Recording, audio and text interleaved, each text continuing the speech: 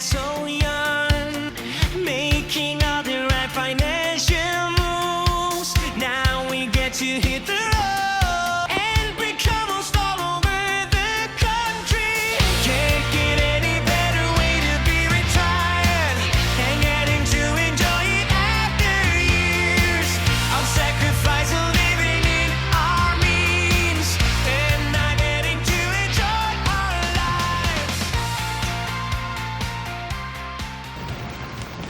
So this week we started out with a lot of rain. It rained for about 2 days straight, and we unfortunately, sadly, we had a lot of tents here this week.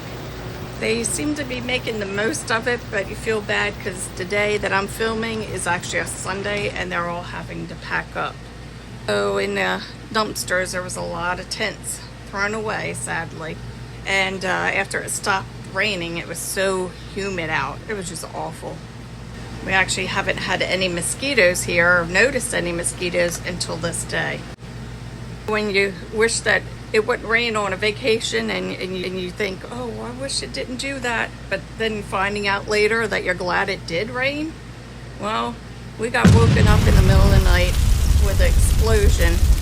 We've been doing this full timing for 7 years, and we've actually witnessed our first camper fire. If we didn't have all that rain, God only knows what would have happened, because everything would have been burning up around it, causing all the brush and everything to catch on fire. There was 2 women in there and their dog. They're safe. They got out. But it destroyed the camper van. I'm not quite for sure how it started. There's been a lot of theories bumping around in the campground, so you can't really know what is true and what's not. But the only thing that matters is that they were safe and they got out. But they had nothing left. There was actually a whole family behind them in the tent, and their tent got destroyed too. The fire went on for a couple hours. It took a while for them to get it under control. Their propane tanks and their batteries exploded. The fire company here did a really great job.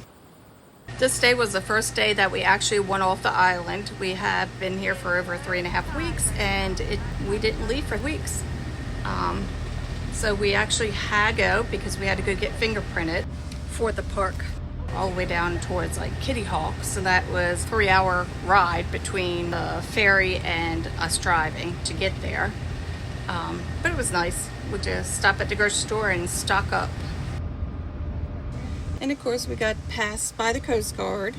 Looked like they were doing some training that day. That was pretty cool to watch them fly by us because we were going so slow.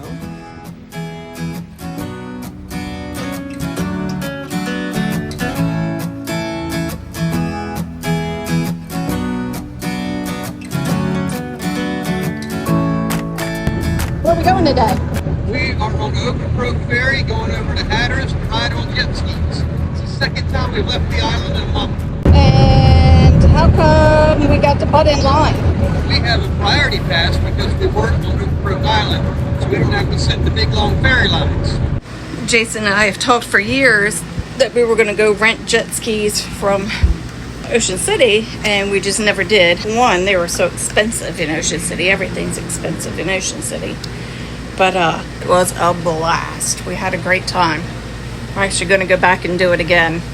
We only did an hour, so I think we're going to probably do a couple hours next time. Enjoyed it. It took me a while to get up my speeds because I was very intimidated. It was a lot of fun. We were actually shocked how big an area they gave us to be able to ride around on them. By the end of the hour, I finally got up to speeds to about 45. So, but I was very nervous doing that. Most places don't be such a big area like this place did, so it was neat. Pound fishing originated with the Native Americans, and they adopted it by early settlers. They use long fence-like net leaders. You take a series of poles or PVC pipes and you move them into a series of corridors that wraps kind of like a maze into a giant area, and that becomes the pound, hence pound fishing.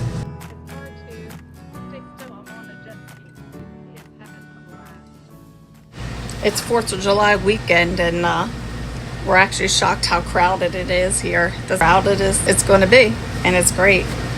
We ran in behind this guy. He actually was stuck So we helped him, pulled him out, and he was grateful for that.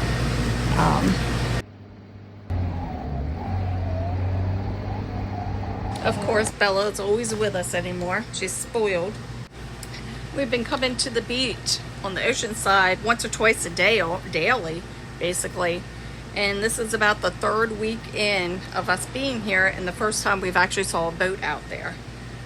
So it felt to see a boat because we hadn't seen no boats out there. It's kind of weird that there's never nothing out there, but so we were excited to see a boat. That's kind of sad. That's how boring our life is. Or I shouldn't say boring, how relaxed and laid back our life is right now. One day that we were really far out swimming, I had actually a sand shark. It was probably about 2.5, 3 feet long. And it scared enough that I ran out of the water, and Jason's like, "What the hell's wrong with you? Where are you going?" I'm like, "There's a shark."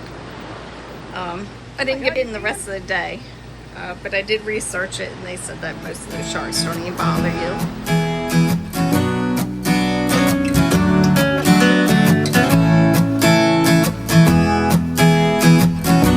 We came out to the beach. They sent off fireworks July 2nd. So we were like, well, I don't know if we'll be able to see them because we're on the opposite end of the island. So we weren't sure we'd be able to see them. But we were like, well, it's worth the chance. Let's see. And we actually did get to see them. We actually were closer than where we used to when we had our house. And we would go to that private beach to watch the fireworks from the island.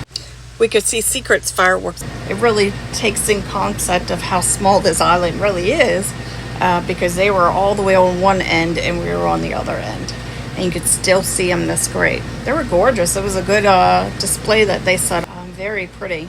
These are live coquina clams, and they can be found on beaches all around the world. They're tiny, colorful, and so many people have memories of digging for Some them. of you may already know what they are and have seen them around the beaches back home, but Jason and I have just never seen this amount of them. It was really neat, and I never really paid attention to what their purpose was. I actually researched them to see if they actually get big, and they don't. They stay this size or different type. But they said it's a good sign to see them because they are actually, the more you see, like right here, the more filtered and cleaner the water is, because actually what their job is, they are filtering the area right by the water line. Never experienced that before. And I've been on the beach a lot over my life. So I was just amazed because you can watch these little videos and they just pop out of the middle of nowhere. It was really neat to watch. Some days the sound side was so peaceful and so clear that you could see all kinds of things. And we actually could see a lot of the crabs, walking around. It's neat to watch because you never know how quick the weather changes. A very clear day, and another day you have a very windy day. Looks like a good place maybe to go crabbing. Don't know if we can go clamming here, but somebody's got their little boat. Pretty cool. However, the best part of July was when I was able to go home and visit with my grandbabies. Being away from them is the hardest part of all this. Having the awesome husband I have, he volunteered to stay back and do our host duties while I got to go back and get some Remy lovin's, and I enjoyed every bit of it. I got to hang out with all 6 of them, and it was awesome. This place really is magical. I don't know how I'm going to be able to drag Jason away from here. I think if I told him let's move here, he would do it in a heartbeat. It's been an awesome summer so far. You can't beat being a host. You do some cleaning, some sites and everything. In exchange, you get to call this your backyard for a couple months. It's pretty awesome.